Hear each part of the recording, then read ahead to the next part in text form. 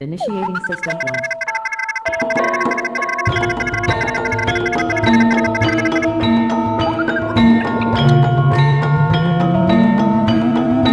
System 1.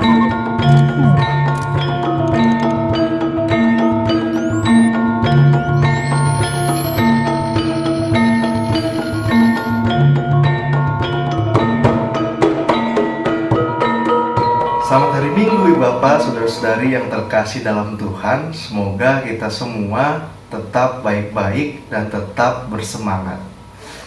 Jika kita perhatikan, akhir-akhir ini banyak orang bicara tentang kesehatan. Di masa-masa seperti sekarang ini, banyak orang cenderung lebih sadar akan kesehatannya. Misalnya, rilis aplikasi untuk konsultasi kesehatan. Dan ada banyak pula orang yang kemudian mendownload aplikasi tersebut. Secara umum, kesehatan menjadi semacam standar agar seseorang dapat beraktivitas dengan leluasa. Karenanya, menjaga tubuh agar tetap sehat menjadi salah satu hal yang sangat penting. Akan tetapi, jika bercermin dalam kehidupan sebagai satu komunitas, rasanya tidak hanya tubuh saja yang perlu sehat. Relasi persekutuan pun juga perlu sehat. Sehatnya persekutuan dapat diukur dari relasi yang terjalin di dalamnya, tentang seberapa terpanggil setiap anggota untuk saling melengkapi kekurangan satu dengan yang lainnya. Karenanya, hubungan yang sehat dalam persekutuan menjadi hal lain yang juga sangat penting.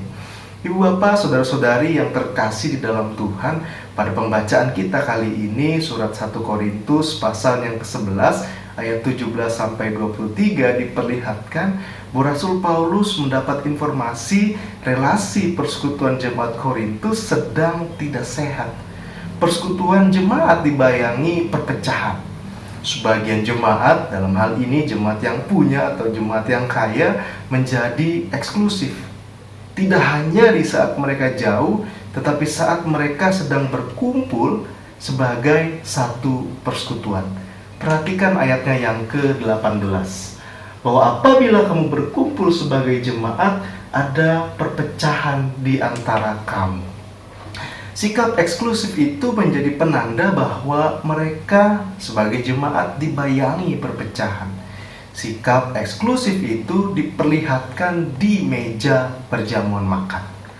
Ibu Bapak, saudara-saudari yang terkasih di dalam Tuhan, telah menjadi satu kebiasaan pada waktu itu bahwa setiap kali mereka mengadakan pertemuan, khususnya dalam rangka perjamuan Tuhan atau yang kemudian dimengerti sebagai perjamuan kudus, selalu diawali dengan jamuan makan minum. Dalam jamuan makan minum itu, biasanya masing-masing orang membawa makanan dan minuman untuk kemudian dinikmati bersama-sama. Dan biasanya pertemuan itu pun diadakan di rumah jemaat yang punya atau jemaat yang kaya. Mengapa demikian? Alasannya ialah karena tata ruang rumah itu cukup menampung satu persekutuan. Pada waktu itu belum ada gedung gereja. Di rumah itu terdapat dua ruangan yang biasanya dipakai untuk berkumpul, yaitu ruang makan, ada meja lengkap dengan kursinya, dan ruang tengah, ruang besar tanpa meja dan tanpa kursi. Informasi yang Rasul Paulus dapati dan menjadi persoalan di tengah-tengah persekutuan persis terjadi pada momen tersebut. Ada sikap yang salah yang diperlihatkan oleh jemaat yang punya di dalam relasi dengan jemaat yang lainnya. Jemaat yang punya ketika datang dalam pertemuan tersebut, mereka langsung berkumpul secara eksklusif di ruang makan. Mereka tidak bergabung dengan jemaat yang lainnya.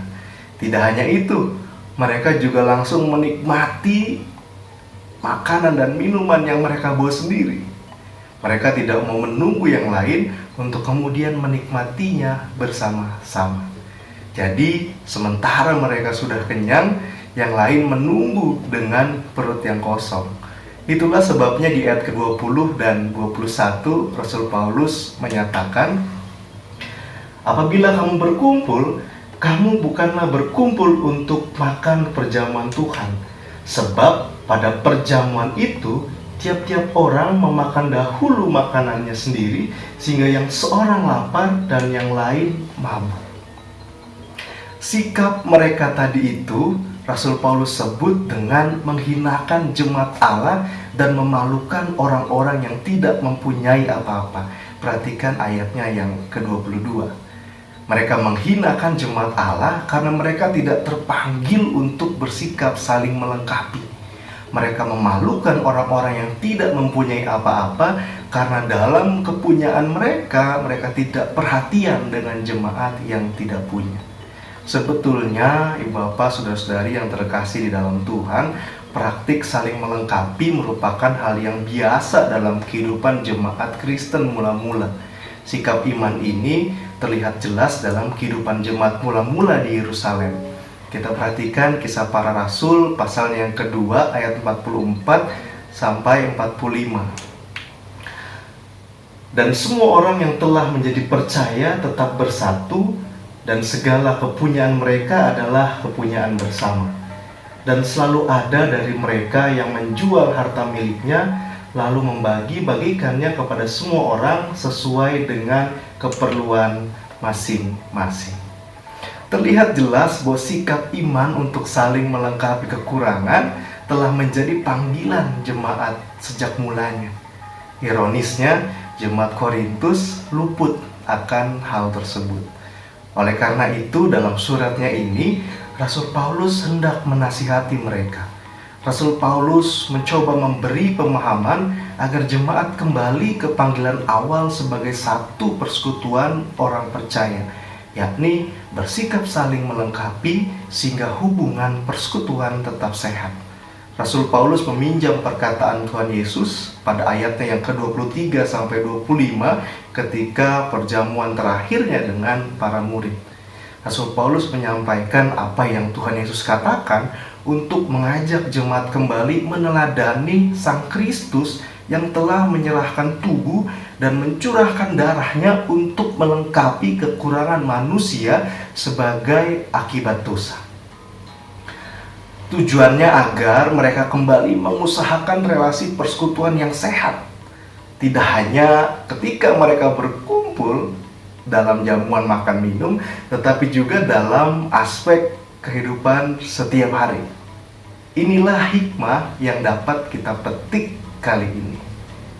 Nah, Bapak, Saudara-saudari yang terkasih di dalam Tuhan, sebagai satu persekutuan jemaat Tuhan di masa kini, ketika kita mengaku iman bahwa Tuhan Yesus telah melengkapi kekurangan kita, kita sebenarnya dipanggil untuk menghasilkan buah. Tuhan Yesus bersabda, "Dan aku telah menetapkan kamu supaya kamu pergi dan menghasilkan buah, dan buahmu itu tetap." Salah satu buah yang perlu dihasilkan dalam hidup persekutuan adalah hubungan yang sehat. Ciri hubungan yang sehat ialah saat setiap orang terpanggil untuk saling melengkapi, mau mengisi kekurangan orang lain. Ada intisari kasih seorang akan yang lain di dalamnya. Karenanya dengan hubungan yang sehat, maka kita bertumbuh di dalam kasih. Ibu Bapak, Saudari yang terkasih dalam Tuhan, kali ini kita diingatkan kembali akan panggilan tersebut. Khususnya di masa pandemi saat ini. Hubungan yang sehat dalam panggilan untuk saling melengkapi menjadi buah yang patut untuk kita hasilkan. Saat kita terpanggil misalnya untuk memberi bantuan kepada mereka yang kesulitan, perbuatlah demikian dengan cara-cara yang memungkinkan. Perbuatlah karena kasih. Saat kita terpanggil mungkin untuk terus berdoa bagi persekutuan kita agar terus mau hadir memberi bantuan kepada mereka yang kesulitan, perbuatlah juga demikian. Percayalah bahwa hubungan yang sehat akan berdampak positif di dalam kehidupan persekutuan kita. Kiranya Roh Kudus menuntun kita mewujudkannya. Tuhan memberkati kita semua. Amin.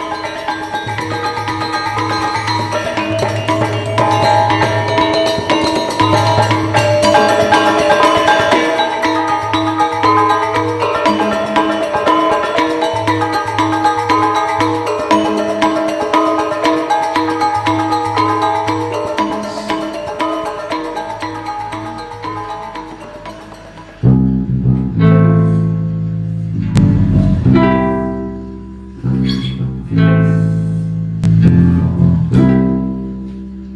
param pam, pam param pam, pam param pam, pam param pam, pam param pam, pam param pam, pam param pam, pam param pam. Ada jalan kami yang berat, mari untuk pedaus kami. Kami butuh kuat dan berkat, mari untuk pedaus kami. Bila damai sejahtera, mari untuk pedaus kami. Bila damai sejahtera, mari untuk pedaus kami. Jalan yang berbatu dan gelap, mari untuk pedaus kami.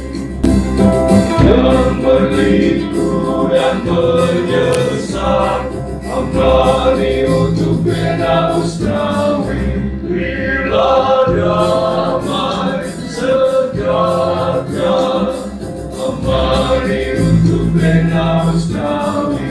Bila damai sejahtera, mari untuk pedaus kami.